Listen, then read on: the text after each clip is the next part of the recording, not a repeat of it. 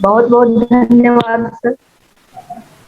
सबसे पहले श्रीमान इस आलोक दूत में सार्वजनिक शिक्षा सशक्तिकरण संबंधित में आदरणीय संचालक महोदय श्री अनिल राय सर, हमारे संरक्षक तुल्य आदरणीय श्री गालिब खान सर, और साथ में इस लिंक से जुड़े हुए समस्त हमारे सहकर्मी, सहयोगी, अतिथि वृंद, गणमान्य विद्वतजन, आप सभी का मैं हार्दिक अभिनंदन अभिनंदन स्वागत इस्तकबाल करती हूँ।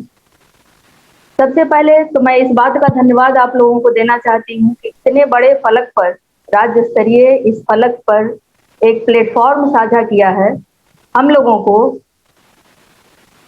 अपने अनुभवों को शेयर करने का, संप्रेषित करने का। इसके लिए पुनः आभार, प्रणाम, धन्यवाद सर। मैंने अपने अनुभवों को बिंदुवार सजाया है, लगभग 9-10 बिंदुओं में, और संचालक महोदय को मैं आश्वस्त करना चाहूंगी कि जो टाइम फ्रेम आपने दिया है उस टाइम फ्रेम का भी मैं अनुपालन अवश्य करूंगी। सबसे पहले मैं बताना चाहती हूँ कि मेरी नियुक्ति 1994 में 19 सितंबर 1994 को अशोक मध्य विद्यालय परैया में हुआ। मैं गया जिले की, विशेष करके मुख्यालय, एक तरह से कहा जाए तो ये मेरा जन्मभूमि और कर्मभूमि दोनों से मैं इस क्षेत्र से जुड़ी हुई हूँ। और 19/9/1994 की नियुक्ति से पहले मैंने प्रशिक्षण भी, उस समय डाइट नहीं था, महिला प्राथमिक शिक्षक शिक्षा महाविद्यालय पंचायती अखाड़ा गया था उसका नाम, और वहां से मैंने 1989-1991 में 2 वर्षीय गहन प्रशिक्षण प्राप्त किया था। उसके बाद कालांतर में मेरी नियुक्ति हुई। नियुक्ति के समय कुछ प्रारंभिक समस्याएं भी मेरे साथ आई, और वो समस्या ये थी कि जब मैं विद्यालय में योगदान करने के लिए गई तो वहां पर हमारे प्रधानाध्यापक या व्यवस्थापक कह लीजिए, महोदय जो थे, वह पता नहीं उनके माइंडसेट में क्या था, वो यही कहने लगे कि महिलाएं तो कुछ करती नहीं है, मैं इस विद्यालय में आपकी नियुक्ति नहीं करूंगा लूंगा। अजीब समस्या। एक तो काफी लंबे उतार चढ़ाव के उपरांत 1994 में ज्वाइनिंग मिली, और उसके बाद इस तरह की समस्याएं। प्रथम दृष्टया तो मुझे लगा कि ये कहाँ मैं चली आई, लेकिन जो मेरे और विद्यालय के सहयोगी थे उन लोगों ने बहुत ही नैतिक रूप से मुझे प्रोत्साहित किया, और थोड़ी इधर उधर ले जाकर के उन्होंने कहा ये थोड़े संवेदनशील व्यक्ति हैं, थोड़ा आप अपने धैर्य और पेशेंस से काम लीजिए, सब कुछ सामान्य होगा।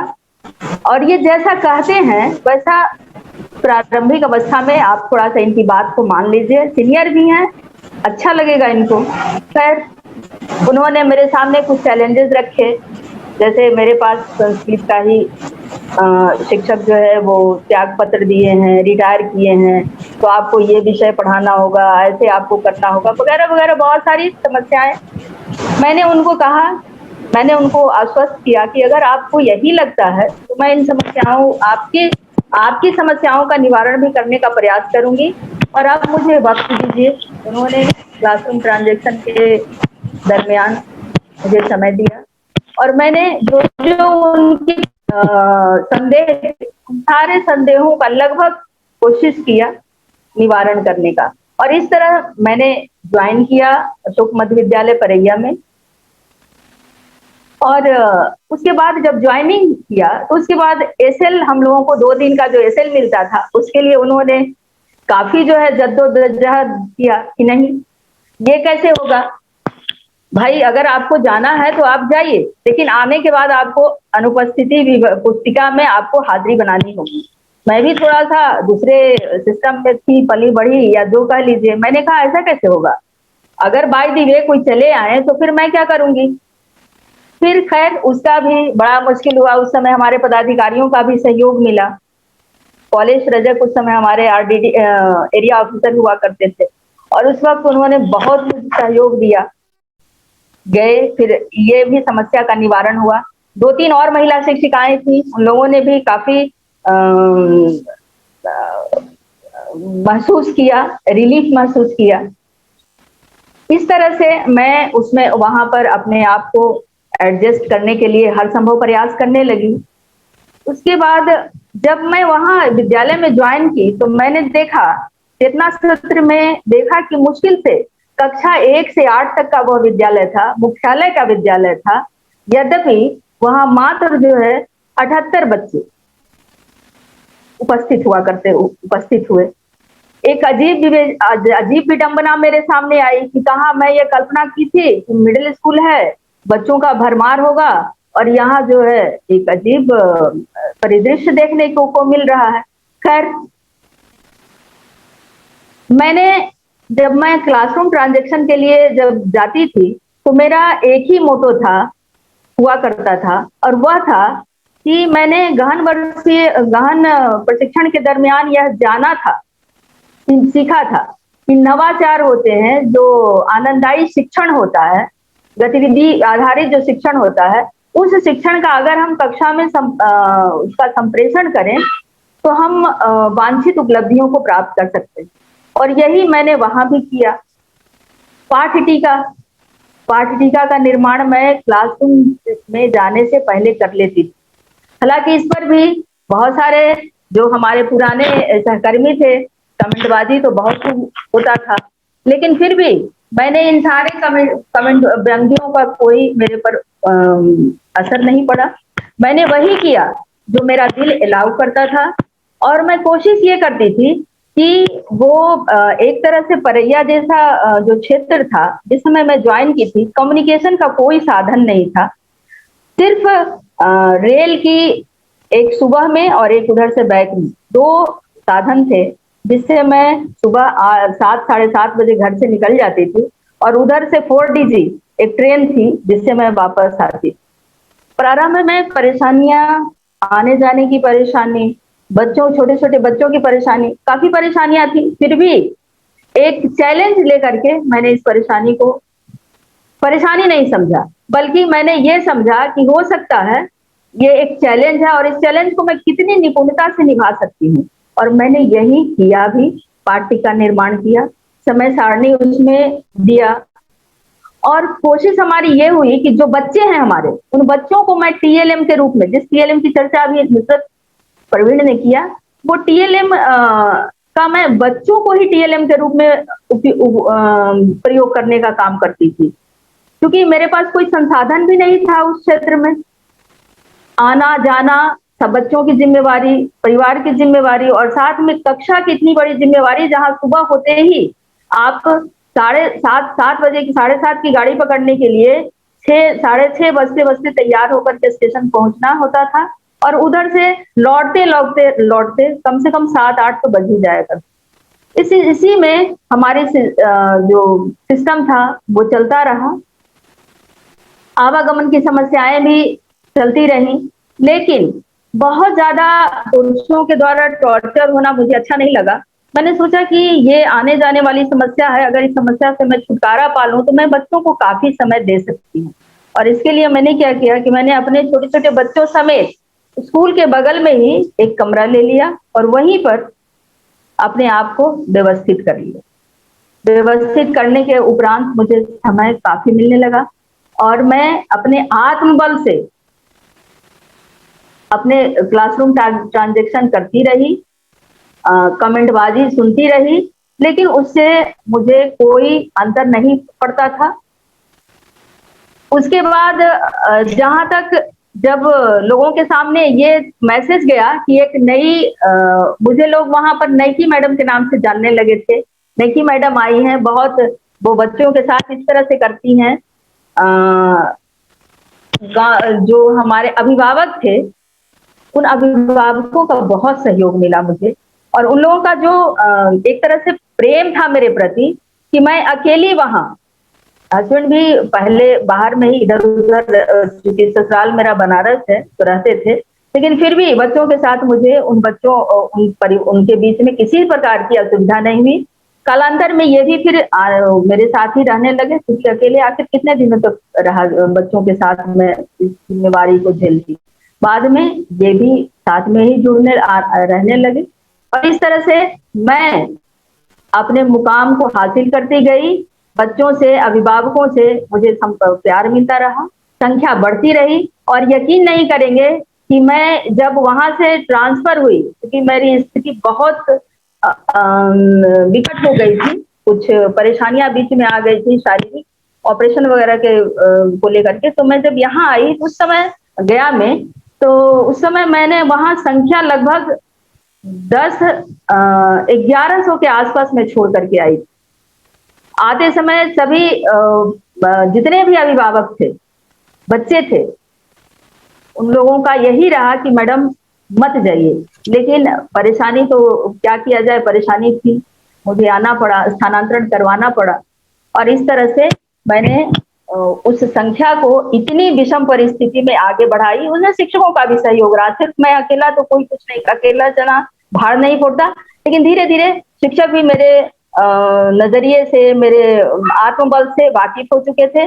उनको लगा कि इस पर इसका कोई असर नहीं होगा, और फिर उन लोगों के सहयोग से मैं अपने कार्य में आगे बढ़ती गई, इसको आगे की ओर बढ़ाती गई। उसके बाद एक पॉइंट मैंने अपना एक पॉइंट और आगे बनाया है, वो है लैंगिक समानता। तो हमारा जो विद्यालय था उसमें छात्र और छात्राएं दोनों सहभागी थी। दोनों वहां पर पढ़ाई करते थे। मैंने लैंगिक समानता के लिए ये काम करने का प्रयास किया कि छात्रों के समान ही छात्राओं को भी मैंने समान अवसर ही दिए। ऐसा नहीं था कि लड़के आगे की बेंच पर बैठते थे, लड़कियां पीछे की बेंच पर बैठती थी, ऐसा कुछ नहीं। मैंने दोनों को समान रूप से, समान तरीके से उनको हैंडल करना शुरू किया। खेल कूद का भी समान अवसर उन लोगों को प्रदान किया। पोषण और स्वास्थ्य के प्रति जो हमारी जिम्मेवारी होती थी, उस समय एनीमिया की गोलियां भी बच्चों को खिलाई जाती थी, दी जाती थी। उसमें भी बढ़ चढ़ के हमने भाग लिया। बच्चों और बच्चियों को दोनों को शनिवार को सांस्कृतिक कार्यक्रम के दरमियान क्विज प्रतियोगिता, कभी संभाषण प्रतियोगिता का मैं स्वरूप दिया करती थी। सबसे बड़ी बात थी कि उसी अशोक विद्यालय के कैंपस में अशोक उच्च विद्यालय भी था, और वहां पर के भी जितने भी हमारे शिक्षक बंधु थे, वो सभी ऑपरेशन के सांस्कृतिक कार्यक्रम के दरमियान मिला करता था। वो सब भी उसमें उपस्थित होते थे, अपनी भागीदारी उसमें निभाते थे, और इस तरह से मेरी गाड़ी आगे बढ़ती गई। बाल संसद का जब बाल संसद की बात चली परियोजना के द्वारा, तो उसमें छात्राओं को ही प्राथमिकता दिया। मैंने बच्चियों में वैज्ञानिकता का पुट भरने का प्रयास किया। यही कहा कि ठीक है, परंपराओं को हम मानेंगे, लेकिन उसको पहले अपने तर्क और विवेक से जानने का भी प्रयास करेंगे कि अगर ये परंपरा है तो इसके पीछे क्या विज्ञान छुपा हुआ है। जैसे चंद्र ग्रहण का उदाहरण देकर के, सूर्य ग्रहण का उदाहरण देकर के, कुछ ऐसी बाल विवाह जैसी जो कुरीति थी, उन कुरीतियों पर भी हमने अभिभावकों के साथ साथ बच्चों को भी सजग करने का प्रयास किया। और इसके लिए तो हम सब वाकिफ भी हैं कि सरकार के द्वारा भी इसमें एक बहुत बड़ा अभियान भी चलाया गया था। इस अभियान में भी हम लोगों ने बढ़ चढ़ कर एक इनरोलमेंट को बढ़ाने के लिए, इस कुरीति को मिटाने के लिए समाज से हम लोगों ने काम किया।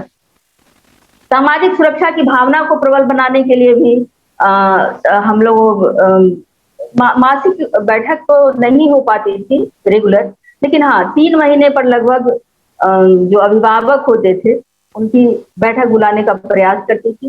100% उपस्थिति नहीं होती थी, फिर भी जो उपस्थिति होती थी उस उपस्थिति में ही उन लोगों को मोटिवेट करने का काम, उनको दृष्टि परिवर्तन का काम के लिए हम लोग प्रयासरत रहते थे, और उनको भी इस ओर हम लोग मुखातिब करते थे। उसके बाद अगली जो हमने जो बिंदु तय किया वह है हमारा कि बच्चों के शैक्षिक अधिकार क्या होने चाहिए, जिस पर हम लोग एक आइडिया लेकर के जो सामाजिक जो बैठकें होने का बैठक होती थी, बैठक में हम लोग कैसे उसको रखेंगे, क्या उनको किस तरह से मोटिवेट करेंगे। तो इस पर हम लोगों ने ये किया कि हम लोग सभी जानते हैं कि 6 से 14 आयु वर्ग के सभी बच्चों को अनिवार्य और निःशुल्क शिक्षा का अधिकार प्रदान किया गया है। 2009 में हमारे बिहार सरकार ने भी इसको लिया, लेकिन 2010 अप्रैल में शुरू किया। लेकिन कहाँ तक शुरू हुआ है, ये जब हम फील्डों में जाते हैं, जब जमीनी हकीकत से वाकिफ होते हैं, तो हम सभी इस किस तरह से 100% ये लागू हो, इसके लिए अभी भी उस पर हम लोगों को एक कार्य करने की जरूरत है। लेकिन हम लोग जो सीमित संसाधन है उसी में कार्य कर सकते हैं। उसमें है ये भी था कि भाई 1 किलोमीटर के अंदर एक प्राथमिक विद्यालय होनी चाहिए, 3 किलोमीटर के अंदर जो है एक मध्य विद्यालय होनी चाहिए, 30:1 का रेशियो होगा, जो शिक्षक और छात्र का अनुपात होगा। हमारे जो भौतिक संसाधन होंगे वो भी बिल्कुल सुसज्जित सुव्यवस्थित होंगे। उसके बाद अगर कोई बच्चा हमारे गांव और टोले से अनामांकित है तो उन बच्चों को भी बगल निकट के विद्यालय में ला करके उसे नामांकित करने की जिम्मेवारी हमारी होती थी। अगर किसी प्रकार का इसके लिए सरकार ने भी व्यवस्था की कि अगर कोई नामांकन के दरमियान किसी प्रकार का कोई शुल्क लिया जाता है तो जो शुल्क लेता है उसका 10 गुना जुर्माना संस्थापक को, व्यवस्थापक को देना पड़ेगा। और इस तरह से बहुत प्रकार के नियम भी बने, अधिनियम भी बनाए गए। प्राइवेट स्कूलों के लिए भी बना कि अगर प्राइवेट स्कूल हैं तो उसमें 25% आपको ये जो हाशियाई बच्चे हैं, अभिवंचित बच्चे हैं, गरीब बच्चे हैं, इनके लिए संवैधानिक अधिकार के अनुकूल आपको वहां पर नामांकन लेना है। आपको किसी प्रकार की कोई फीस नहीं लेनी है। इस प्रकार से हम लोग जन जागरूकता के लिए भी काम करते रहे, अभिभावकों के बीच में बच्चों को उत्प्रेरित करने के लिए, बच्चों के बीच।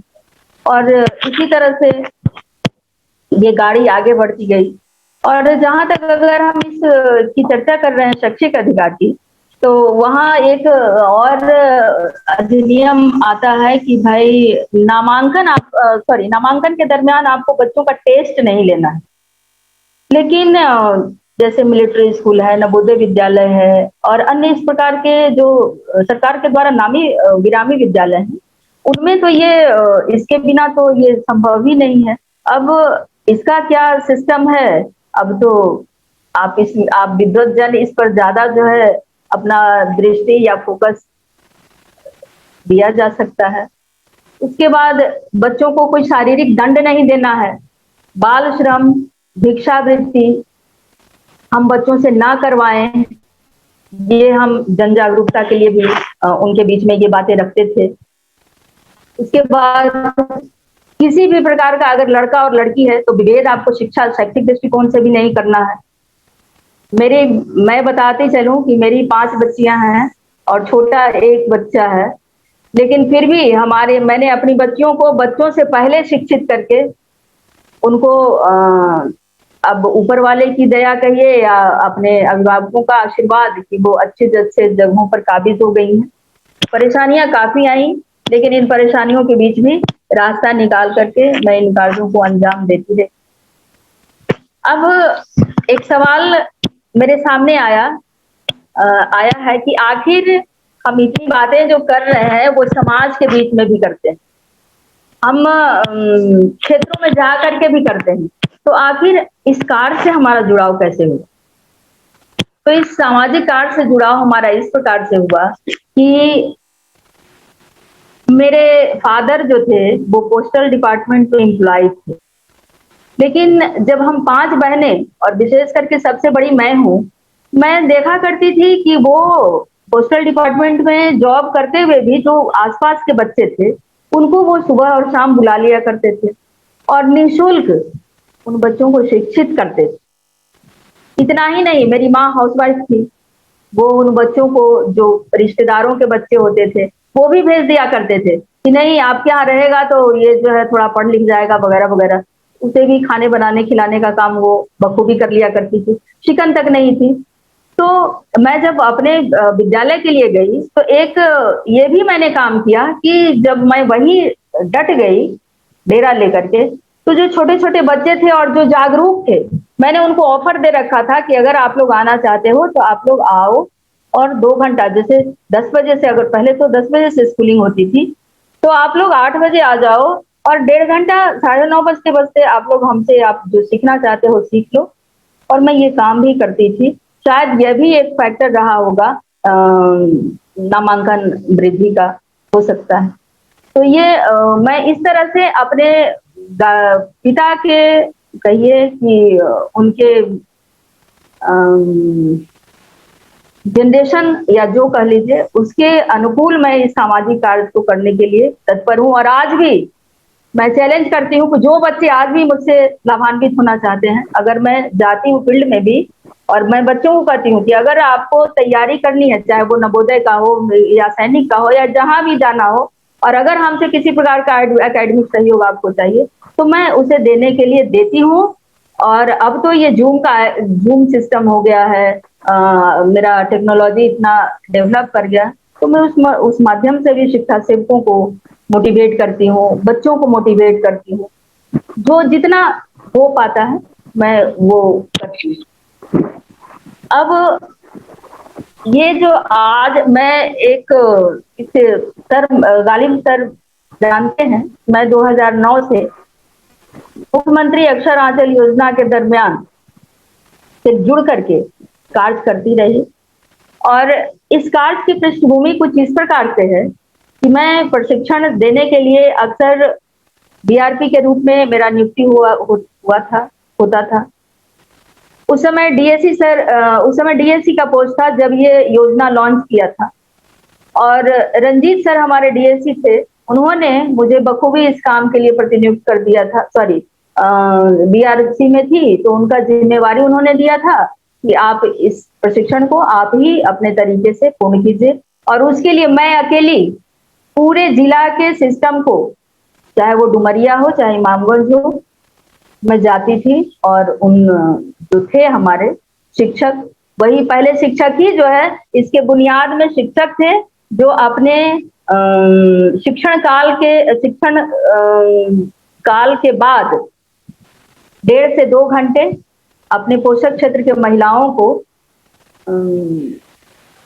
शिक्षित करने का काम, साक्षर बनाने का काम करते थे, और उनको ट्रेनिंग देने की ये जवाबदेही दी गई थी। प्रारंभ में केआरपी के रूप में प्रशिक्षण देने का काम मैंने किया, महिलाओं से मिलना जुलना, उन्हें प्रेरित करना, अपने कार्य और अधिकार के प्रति जागरूक करना, ये सब हमारी सुखद कुछ अनुभूतियां हैं। कालांतर में सर ने ही मेरे, अब क्या उसमें उनको दिखा, उन्होंने एसआरजी के रूप में हमको फिर इसमें पदोन्नत किया, पदोन्नति कहा जा सकता है, केआरपी से एसआरजी के रूप में पदोन्नत किया। और उसके बाद मैं दोनों ड्यूटी का, विद्यालय में भी और विद्यालय से बाहर क्षेत्र में भी, जहां तक हो सका मैं इसको गति देने का काम किया। और इसमें हमारा काम ये होता है कि जिस विद्यालय में हमारे शिक्षा सेवक होते हैं, उस विद्यालय में मैं जाती हूँ, वहां उनको एकेडमिक सपोर्ट देती हूँ, और कोशिश हमारी होती है कि जो शिक्षा सेवक हमारे होते हैं वो भी एकेडमिक रूप से स्ट्रांग बन जाए, और ताकि वो बच्चों को गतिविधि के माध्यम से जोड़ करके कुछ सिखाने का काम करें। और हम सब जानते हैं कि एक्टिविटी बेस्ड लर्निंग जो होती है वो सबसे प्रभावकारी होती है, और ये हमारी कोशिश होती है, रहती है।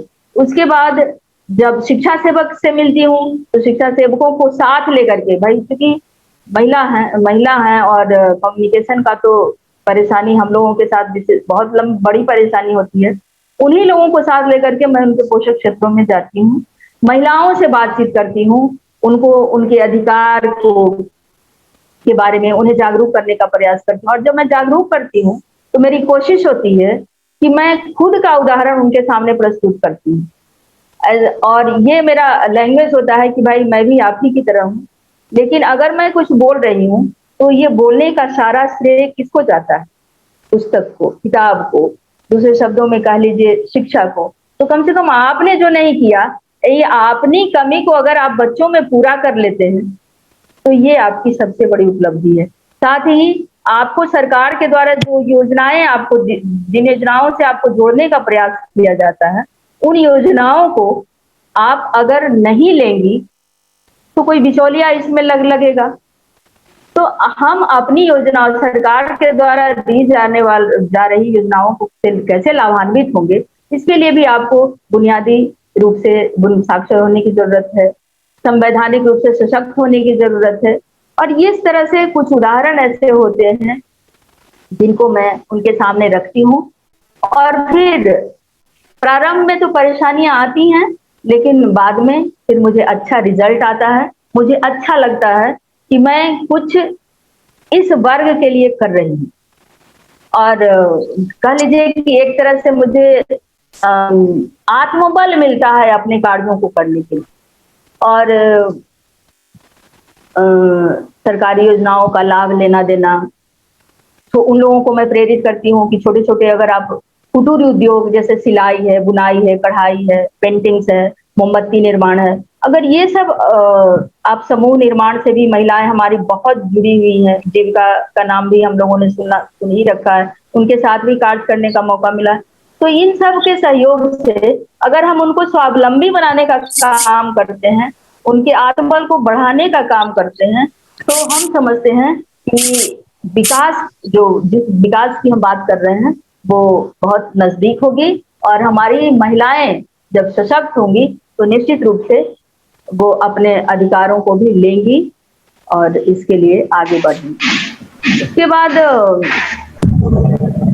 शिक्षा सेवकों का या बच्चों का आवश्यकता अनुसार मैं उनको एकेडमिक अनुसमर्थन देती हूँ, चाहे वो भाषा का हो, गणित का हो, पर्यावरण का हो, क्योंकि मेरा ध्येय यही है कि ये लोग भी सशक्त हो जाए। और जैसे जब सशक्त नहीं होंगे तो विद्यालय की बागडोर, अगर आप लोग सभी हम सभी सहकर्मी हैं, तो जितने भी शिक्षा सेवक हैं वो विद्यालयों में जाकर के वो बैठते नहीं है, ताला खोलने से लेकर के ताला बंद करने की सारी जवाबदेही उन्हीं की होती है। भले वो अपने मूल कार्य, और मूल कार्य उनका क्या है, महिलाओं को एक्टिवेट करना, तो भले उसमें उनकी थोड़ी लापरवाही हो जाए, लेकिन बच्चों को लाने से लेकर के स्कूल में रखने तक, ठहराने तक, और फिर उनको पहुंचाने तक, विद्यालय बंद करने की सारी जवाबदेही उनकी। मैं इसे बहुत नजदीक से स्थल पर जाकर के मैंने इसे देखा है, समझा है। तो मेरा ये मानना है कि अगर आप बच्चे हैं और बच्चे हमारे भविष्य हैं, तो भाई जब हम जानेंगे तभी हमारे बच्चे भी जानेंगे, हमारी छवि बच्चों में भी आएगी। इसलिए सशक्तिकरण का एक ध्येय मेरा है, जिसे मैं कोशिश करती हूँ कि उसे भी पूर्ण करूँ, और कोशिश देखा जाए कहाँ तक सफल हो पाती हूँ। संपूर्ण लॉकडाउन की स्थिति में अभी 2020 से ये जो संपूर्ण लॉकडाउन की स्थिति बनी हुई है, इसमें एकमात्र सहारा हमारा जो है बच्चों से मिलने जुलने का, वो ये टेक्नोलॉजी ही रह गया है। और शायद इसी तरह की टेक्नोलॉजी, जिस टेक्नोलॉजी से हम आप आज जुड़े हुए हैं, यही है।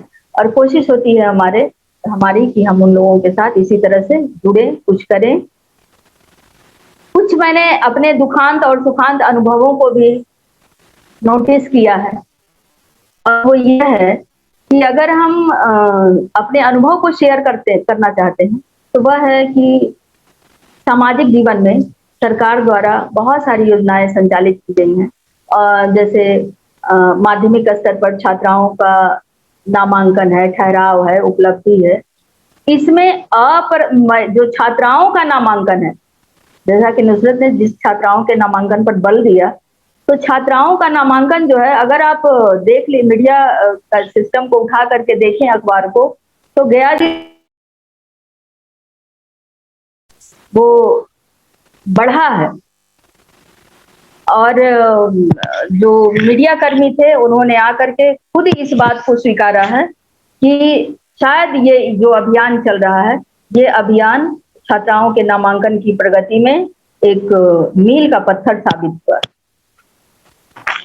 इसके लिए भी चाहे वो डिपार्टमेंटल हो, चाहे अपने सहकर्मियों का हो, भाई कुछ ना कुछ तो दुखांत अनुभव मिलते ही रहते हैं, चाहे फील्ड की ओर जाएं या अपने क्षेत्र की ओर जाएं। उसके बाद पारिवारिक जीवन को भी हमने कुछ नजदीक से देखने का काम किया है। तो वो पारिवारिक जीवन में जब तक आपको परिवार का सहयोग नहीं मिलेगा, तब तक आप एक कदम भी आगे नहीं बढ़ सकते हैं। तो हमारे पिता जो थे, वो हम भी 5 बहन और 1 भाई थे, लेकिन मेरे पिता ने भी हम लोगों की शिक्षा दीक्षा में कोई कमी लाने का प्रयास नहीं किया। और मेरा दुर्भाग्य था कि मेरी माँ का डेथ इंटर जैसे ही इंटर में मैं नामांकित हुई, मेरी माँ का डेथ हुआ और उसी वक्त इंटर में ही मेरी शादी हुई। और तब से परिवार में समझ लीजिए कि मेरी मेरी भी 5 बच्ची और 1 बच्चा है। और ये सब को मैं अपने पति के सहयोग से इसको भी लाइन अप करती चली आ रही हूँ। अब शैक्षिक प्रयोग को भी मैंने थोड़ा सा बिंदुबद्ध किया है, और वह है कि प्रत्येक प्रखंड के जितने भी शिक्षा सेवक हमारे हैं, ये हमारी सोच थी। अब इस सोच में हम सफल होंगे या असफल होंगे, वो तो भविष्य के गर्त में छिपा हुआ है। प्रत्येक प्रखंड के शिक्षा सेवक तालमी की अगुवाई में 2-2 बच्चों का मैंने एक व्हाट्सएप ग्रुप बना लिया है। और इन बच्चों को कोशिश करती हूँ कि जैसे अभी गया गाइडेंस प्रोग्राम हमारा चल रहा है माध्यमिक स्तर पर, उसी प्रकार से मैं इन बच्चों के लिए छोटे छोटे, कभी भाषा का, कभी गणित का एक्टिविटी से जोड़ने का प्रयास 2-3 दफा किया है। और कोशिश है कि मैं इसे मंथली करूं, अगर कोई व्यवधान नहीं हो तो। यही हमारी जो है कुछ अपनी सिस्टम थे। उसके बाद मैंने आप लोगों से कहा था कि मैं अपने विद्यालय में एक्टिविटी बेस्ड लर्निंग, या जब जाती हूँ फील्ड में तो वहां पर भी लर्निंग की बात करती। तो मैं एक वानगी देना चाह रही हूँ आप लोगों के सामने। वो वानगी यह है कि जैसे मान लिया जाए कि मुझे दिशा का ज्ञान बच्चों को कराना है, ठीक है, छोटे बच्चे हैं। अब उस दिशा का ज्ञान के लिए मैंने उनको पाबंदी में, जैसे हम जानते हैं कि बच्चे गीत संगीत के माध्यम से ज्यादा रुचि लेते हुए उनकी ग्रेस्पिंग रेट को बढ़ाया जा सकता है, जाता है। ये सब हमने प्रशिक्षण में सीखा था। और एक बात तो मैं बताना ही भूल गई कि मेरे जो कह लीजिए कि ये सामाजिक सिस्टम से जुड़ने का जो सबसे बड़ा जो मेरे गाइडलाइनर थे, वो हमारे आदरणीय मुइन सर थे। जब 98 में डीपीईपी ने जब डीपीईपी का यहाँ कार्यक्रम आया, पता नहीं उनको किस माध्यम से पता लगा था कि परैया में भी एक महिला शिक्षिका है। और महिलाओं के प्रशिक्षण के लिए उन्होंने 98 से मुझे इसी डाइट में रखा। और वो बहुत मुझे उत्प्रेरित करते रहे, ऊर्जावान बनाते रहे। इवन की बहुत सारी क्या कहिएगा उसको, परेशानियां, कुछ पुरुषों का जो है वो मेरी ये स्वीकार नहीं करना कि महिला है और महिला होकर के ट्रेनिंग देगी, इस तरह से बहुत सारी भ्रांतियां जो है उनके सामने आती थी। लेकिन वो किसी का जो है उनके ऊपर कोई असर नहीं होता था। वो सीधे वो चैलेंज रखते थे हमारे मोइन सर। और आज भी जब वो मिलते हैं, अभी वो शायद यूनिसेफ में काम कर रहे हैं, तो वो मुझे ऊर्जान्वित करने का प्रयास करते हैं और बहुत हमको प्रेरित करते हैं। उन्होंने सबसे पहली उमंग नामक एक कविता निकली, उमंग नामक एक पुस्तिका उस समय निकली थी, पत्रिका। नीलम जी, उन्होंने मेरे कार्यों का, Neelam ji ji conclude. Okay sir, okay okay okay, बस मैं ये सर बस 1 मिनट और। तो उन्होंने मुझे ऊर्जान्वित करने का बहुत बहुत, आज मैं उन्हीं के बदौलत और ये सर आप लोगों के बदौलत यहाँ तक पहुंची हूँ। तो जैसे मैं एक उदाहरण दे रही हूँ कि दिशा ज्ञान के लिए, आओ बच्चों तुम्हें बताएं दिशा ज्ञान की एक झलक। और इसी तरह से मेरे साथ बच्चे भी दोहराते हैं, सामने सूरज को तुम देखो जग में निराली इसकी चमक। सुबह जिधर से सूरज उगता वह पूरब कहलाता है, शाम जिधर को ढलने जाता पश्चिम दिशा बताता है। इसी तरह से ये छोटी सी वानगी रही। उसके बाद दिन महीनों के नाम भी मैंने बच्चों को जो मैंने किया है कि 30 और 31 में बच्चे बहुत गड़बड़ाते हैं भाई, कि 30 का किसको कहूं और 31 का किसको कहूं। इसके लिए है कि अप्रैल जून सितंबर नवंबर इनमें होते हैं दिन 30। अप्रैल जून सितंबर नवंबर इनमें होते हैं दिन 30। एक छोड़ फरवरी को 7 महीने हैं 31। इसके बाद डिटेल से बच्चों को लेकर के और इसी तरह से अन्य बहुत सारी गतिविधियां जो मेरे पास संरक्षित हैं, सुरक्षित हैं, जिनका मैं क्षेत्रों में प्रयोग करती हूँ, मैं करती हूँ नवाचार के लिए। और हमारी कोशिश होती है कि मैं सबको इनके साथ प्रेरित करूं, ऊर्जान्वित करूं। और इन्हीं शब्दों के साथ पुनः एक बार आभार, धन्यवाद सर। शुक्रिया नीलम जी, आपने विस्तार के साथ अपने व्यक्तिगत संघर्षों को भी और एक महिला होने के नाते जो संघर्ष विशेष रूप से करने पड़े उन संघर्षों को भी आपने बयान किया, और अपने विद्यालय के बाहर दूसरे विद्यालयों और शिक्षा को जन जन तक पहुंचाने के लिए कैसे क्या किया जा सकता है उन बातों का जिक्र किया। और इसके साथ ही पठन पाठन में जो नवाचार की पद्धतियां हैं उनके व्यवहार किया। आपने अंत में जो कविता सुनाई कि यह शो करता है कि आप किस तरह नवाचार का प्रयोग करती रही हैं। धन्यवाद आपका, बहुत बहुत शुक्रिया। अपने इस अभियान को आप आगे बढ़ाते रहिए और इसकी ज्योति लगातार दूसरों तक भी पहुंचाते रहिए। शुक्रिया आपका। और अब मैं आमंत्रित करता हूं अनीता यादव जी का। अनीता यादव जी को मैं लंबे अरसे से जानता हूं और एक समझदार शिक्षिका के रूप में ही नहीं, सोशल एक्टिविस्ट के रूप में भी इनकी एक पहचान है अपने क्षेत्र में। और इन्होंने बड़ी शिद्दत के साथ, बड़ी लगन के साथ और बड़े संघर्ष के साथ अपनी एक तस्वीर बनाई है, अपना एक स्वरूप गढ़ा है। आज हम उस तस्वीर से परिचित होने के लिए अनीता यादव जी को खुद आमंत्रित करते हैं। अनीता यादव जी मध्य विद्यालय नवा डेरा डुमरांव में शिक्षिका हैं।